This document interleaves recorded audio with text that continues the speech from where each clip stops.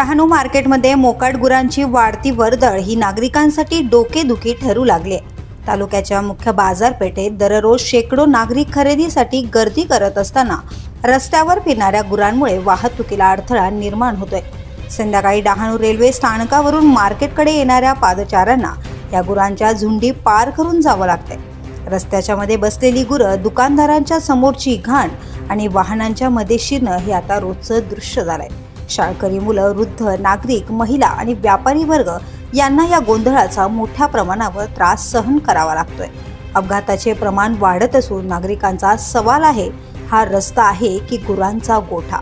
या पार्श्वभूमीवर स्थानिक प्रशासनाने वारंवार तक्रारीचं संज्ञान घेतलं असलं तरी सध्या अस्तित्वात असलेला कोंडवाडा बंद अवस्थेत आहे।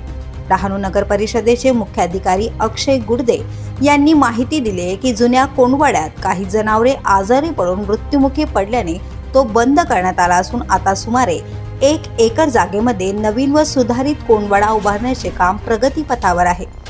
या दरम्यान आंबे मोऱ्याचे ग्रामस्थ जितेंद्र टोके यांनी प्रशासनाकडे तातडीने उपाययोजना राबवण्याची मागणी केली। रस्ता मोकळा हवा, गुरं गोठ्यात हवीत, अन्यथा प्रश्न असाच गजर करत राहील, रस्ता आहे की गोठा।